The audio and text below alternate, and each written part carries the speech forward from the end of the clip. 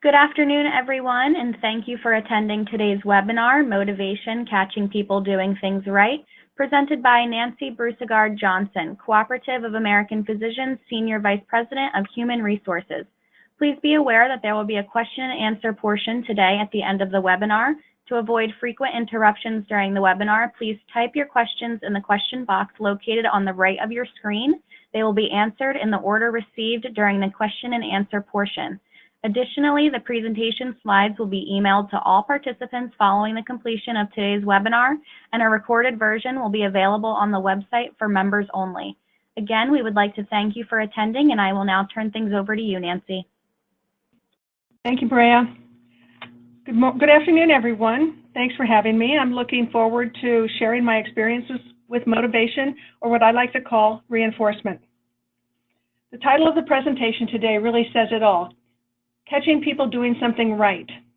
I know most of you are working in physician offices where physicians are focused on diagnosing things, and usually it's not good things. So today I want to try to alter your focus and have you focus on your employees doing the right things day in and day out during their workday. One point I want to make is that I've worked in human resources for many, many years, and never, ever, not once, has anyone come to me and said, Nancy, my boss is reinforcing me way too much, too many compliments about the good work I'm doing, please make them stop. So I don't think you'll ever get to the point of overkill. If you do, your employees will let you know it, but I really want you to focus on them doing the right things and you commenting on that.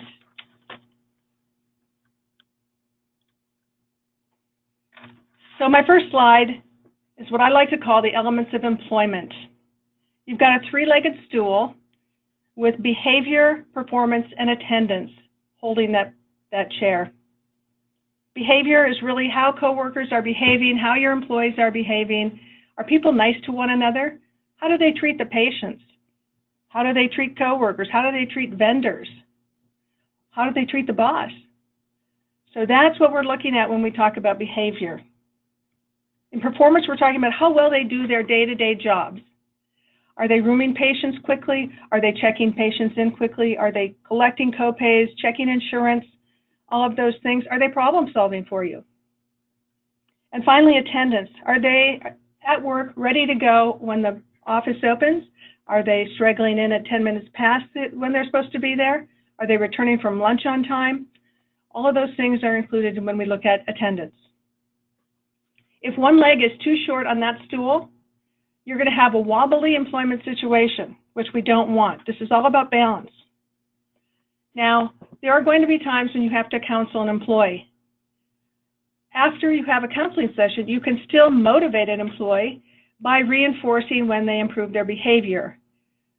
The focus today is going to be on motivation and reinforcement, but I do want to know you can also do those things after you've had a counseling session with an employee for performance improvement.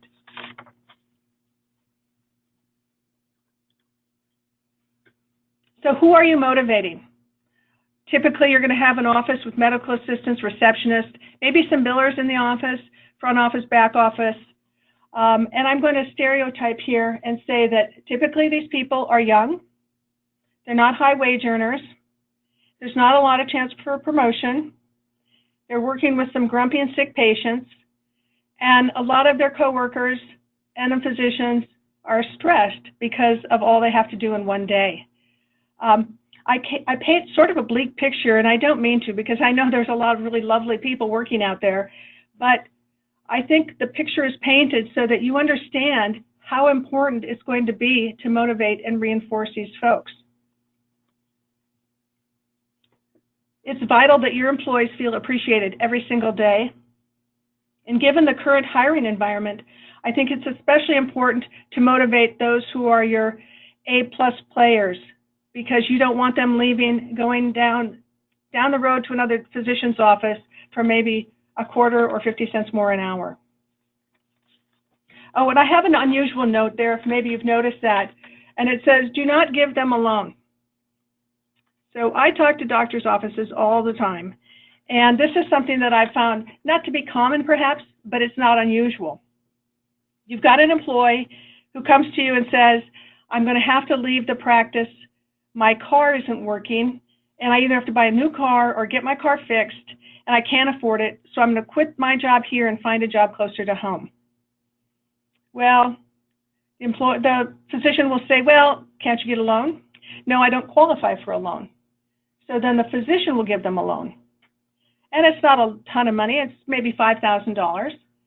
And that employee will work for a couple of months, and then that employee quits with no resignation period. And now the doctor's got $4,500, and he'll call me and say, can I take that out of their last paycheck? I say, no, you can't. It's not legal to do that in California. And now they've got a $4,500 amount that's a loss to them, unless they go to small claims court. So just a little side note here, don't give employees your loan. Okay, moving on. How do you motivate? You reinforce behavior. Now, I have a very fancy definition up there. When added to the environment that someone sees as favorable, the likelihood of the behavior maintaining or increasing goes up. Examples are thank you, clapping, or maybe a high five. For an example of this, thank you for rooming that patient so quickly and professionally. I was pleased to hear you mention them by name when you were escorting them to the back. Now that's the way you want to reinforce someone for their performance and recognize what they're doing on a day-to-day basis. As administrators, which I think many of you are who are on this webinar, it's really your job to set the tone and to create the culture in the office. It's a huge responsibility, but I think when you do things like this, it really improves the office environment. And with that, we all have a common goal of productivity. So your job will be made easier if your employees are performing better. And your boss's job will be better if your employees are performing better. So I want to tell you how I know this works, how motivating employees by reinforcement works, because it's not just some psychological thing. I want you to think about children in your life. And when you think about the children in your life, think about every stage of life, how much reinforcement you received to do the next big thing. That goes from saying your first words. Those of you who have kids now, you can think about what kind of reinforcement the family gives to the child who says their first words, who takes their first step, who rides the bicycle for the first time. Think of all those stages in life when you were reinforced, and it works. And think about today. You still need reinforcement. You want your boss to reinforce you still. You want to be recognized for the good performance you do. So that's how we know this works. It works with all of us internally. I don't think anyone is void from wanting some reinforcement.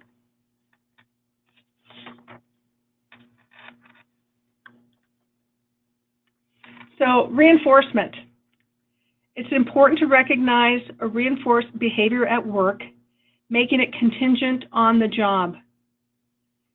When you reinforce, you want to be specific because that increases the likelihood that the behavior will be repeated. So an example of that would be, thanks for checking in that patient so quickly. It really helps since we're so busy this morning. That's an example of reinforcing pinpointed in a pinpointed manner an employee's performance. And again, contingent on work. And if you go back to the stool, remember there's performance, behavior, and attendance. Using a pinpointed behavior like the one that you're seeing is much more effective than saying thanks or good job. That really doesn't tell someone what they specifically have done. So we're going to look at contingent versus social reinforcement because there are two kinds. And contingent, I've mentioned once before, is work-related. This is what you're really going to focus on to motivate your employees. An example again, I appreciate you're getting back from lunch on time. We're especially busy today. That's an example of pinpointed reinforcement for attendance. I do believe that contingent reinforcement is more difficult and has to be given more thought before you do it. it takes a long time for that to become second nature, but I think if you keep doing it, it will become second nature. And remember, whatever you reinforce is going to be increased or maintained. That behavior that you reinforce is going to be continued or maintained. So let's talk about social reinforcement. Social reinforcement is being a nice person. Tell me about your vacation. You look really well rested. Or happy birthday. We have cake in the break room for you. It's easy to be a nice person for most of us. A lot of people have someone in the office bring in lemons from the lemon tree, baked goods on a recipe they just tried out, flowers from their garden. All those things make your work environment really nice, and they're important to do. So social reinforcement is important and should be done just like contingent reinforcement. Do both, but know that the social reinforcement is not going to motivate the way that contingent reinforcement does.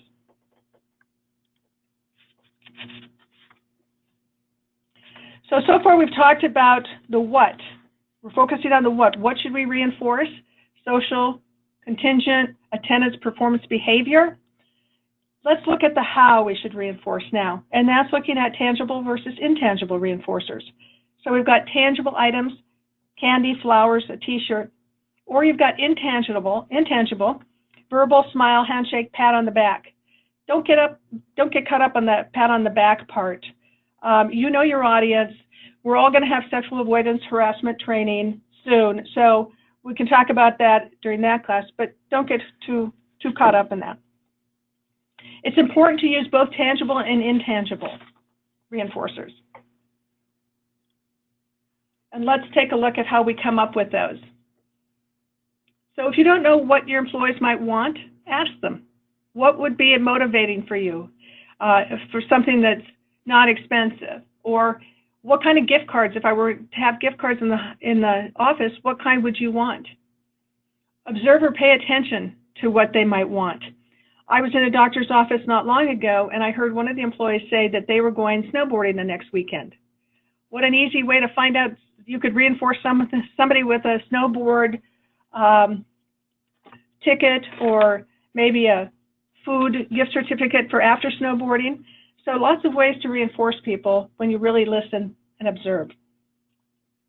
At CAP, we do some classes, and we have contests to come up with effective reinforcers for under $5. And I've given some examples here of what people have come up with.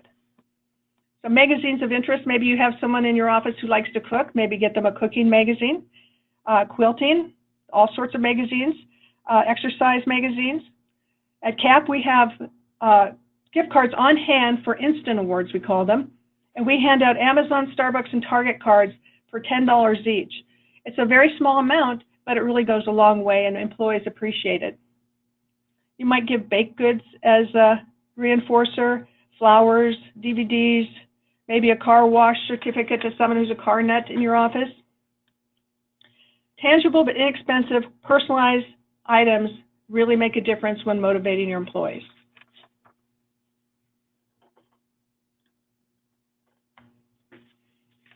So we've talked about the what, we've talked about how. Let's look at some guidelines for reinforcement and what we should keep in mind when doing so. So sincerity or being genuine is really important. I'd say that's at the top of the list, because we all know when someone has not been genuine or sincere with us. And we know in our gut, and I can't always describe, but I know when it's true. So be sincere when you reinforce. Your employees will know if you're not. It's important to be timely. If you have an employee who did something 2 weeks ago, it's not going to help if you bring it up today and say, remember when you put together all the co-pay money and you put it in the office and you did it on such a timely basis, and I just want to thank you now 2 weeks later. That doesn't help. That doesn't work. Personalize when you can, as we mentioned earlier. Make sure the reinforcement matches the action. Let's use the co-pay money again as an example and say, if someone did that without being asked at the close of business, a $50 gift card would probably not be appropriate, but maybe a $10 gift card would be if that was not their normal job and they did it without being asked. Distribute reinforcement to all, not just your favorites, but to everybody. Reinforce the day-to-day stuff. We've talked about that. It's important to reinforce contingent behavior, and work-related day-to-day small stuff is what your employees are doing, and that's what they need to be recognized for. Don't overkill. I mentioned that no one's ever come to me to tell me that their boss is reinforcing them too much, but you have to be sincere, and it has to be real about something they've really done. So if you're not doing that, it's going to sound like overkill. Make sure you're reinforcing the right person. If you walk into the office and everything's ready to go and both front office people are sitting at their desk ready for the first patient, and you say, Sally, thanks for opening up the office, but actually it was Jane, I'm sure Sally would tell you she didn't do it, but Jane might feel kind of bad that you never thought it would have been her. So make sure you know who you're reinforcing. Please don't hand out more work when you're reinforcing somebody for their work. Wait for a while. You can give more work later, but don't do it when you're reinforcing. And as I mentioned earlier, be careful about personal space and touching, but know your audience.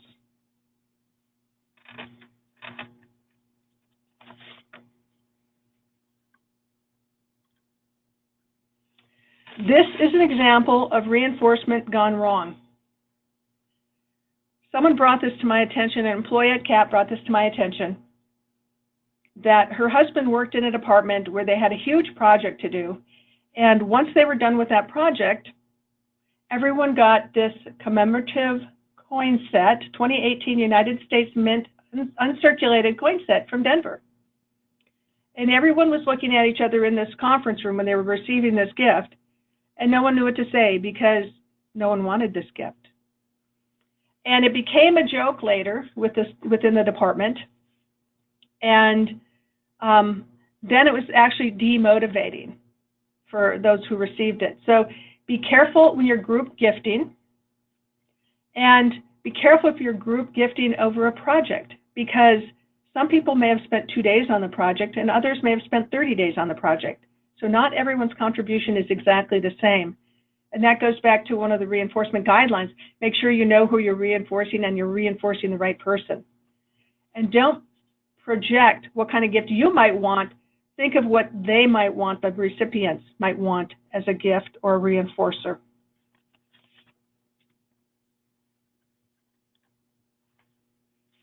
Now we're going to talk about the horn and halo effect. And this is a natural thought process that we humans have. So we have an employee with a halo on, and everything about her is perfect. She comes to work early. She gets everything ready to go. She's got a smile on her face. She does everything just right.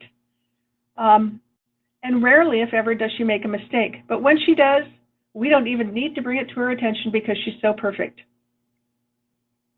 On the other hand, we have the halo.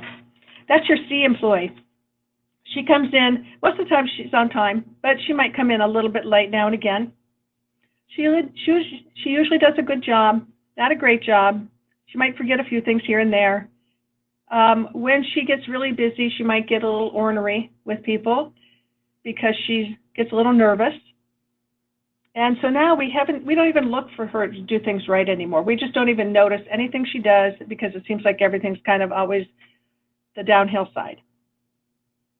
So I'm going to challenge you to go back to your offices and look for that horn employee and see if you can't start looking for the things that person does right, because there's got to be something or else they wouldn't still be in your office.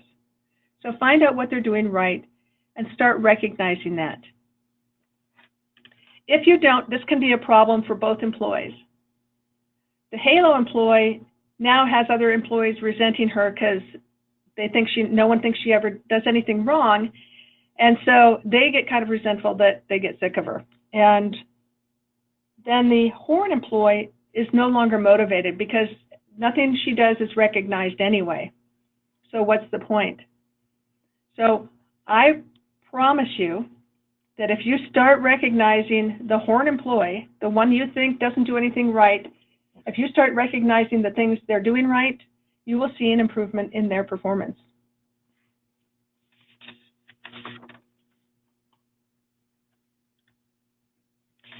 Now, there's a situation that occurs in reinforcement. It's called satiation. And it's created when reinforcement loses its effectiveness due to overuse. Or, in other words, reinforcement becomes an expectation. So I have a true story. I was teaching a class, and this gentleman brought up that he brought bagels to the office every Friday for his staff. And never failed, I always brought the bagels, except one Friday, he was running late. He didn't have time to stop at the bagel shop. So he came in and he said, "Sorry, everybody, I don't have any bagels." And about mid-morning, one of his employees came to him and said, "Because you forgot bagels, I had to buy my own breakfast." And she was very angry. And he knew right at that moment it was time to stop buying bagels. And that became a distribution effort where everyone had a turn to bring bagels because he wasn't going to be that guy anymore. And he realized it wasn't motivating anybody. It was an expectation, and it lost all luster. So the solution to that is to change things up. Don't do the same thing every week, every month, every year. Make a change in what you're doing. Help the employees get you creative. They can help you with ideas. But make sure you're not doing the same thing all the time, or it will become an expectation.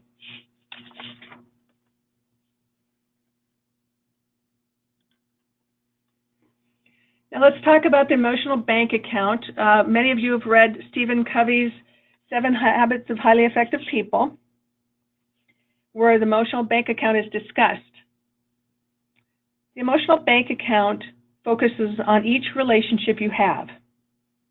When you have a good relationship with someone, your emotional bank account is full. It has many deposits, and those deposits come from compliments you give one another, having fun times, showing up when you have a date together, showing up on time, being nice, creating trust in the relationship. All those things bring deposits in to that relationship, and you've got a full account. If you have a relationship with someone that's not as great, your account gets low.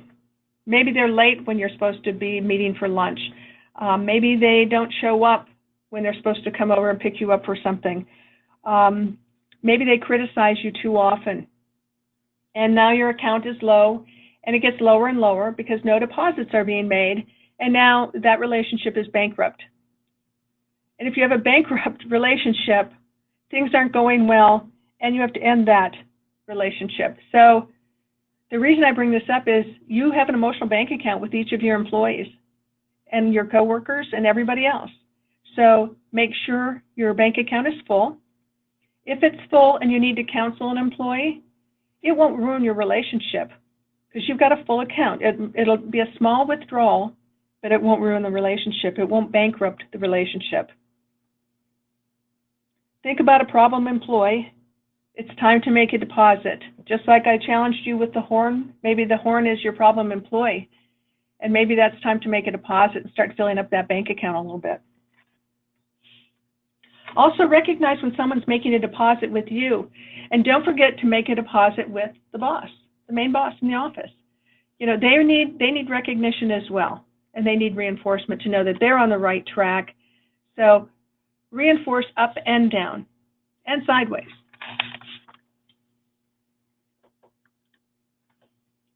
Okay, so taking this back to your practice, what can you do? Well, recognize that there are opportunities to reinforce your employees, coworkers, and boss. Start looking through rose-colored glasses. If you hear someone reinforcing somebody else, tell them how glad you are to see that happening. Reinforce the reinforcement. I know, redundant, but it helps. Reinforcement generates more reinforcement. Watch it grow. So, I said in the beginning we had that three-legged stool, and we want a balanced three-legged stool with our behavior, attendance, and performance. And I think one way to do that is to remember to reinforce the contingent on-the-job work, and remember to use social reinforcement when necessary. Both are important, when you are looking for everything going right, you won't have as much time to look for the things that are going wrong. And finally, I want to end with this quote from Ken Blanchard, who's an author and very much a business influencer. And he writes, what we give our attention to grows. The more attention you pay to a behavior, the more it will be repeated. Accentuating the positive and redirecting the negative are the best tools for increasing productivity. So remember to focus on our title, Catching People Doing Things Right. That's all I've got today. Thank you. Any questions? Thank you, Nancy. I'm now going to read some questions from the question box. If anybody has any additional questions, please type them in the question box located on the right of your screen now. The first question I have is, will these slides be available? And the answer to that is yes, they will be available. I'm going to email them all to you following the completion of this webinar. And I have one big thank you in there for you, Nancy. Oh, thanks. I'll give a couple more seconds if anybody has any questions.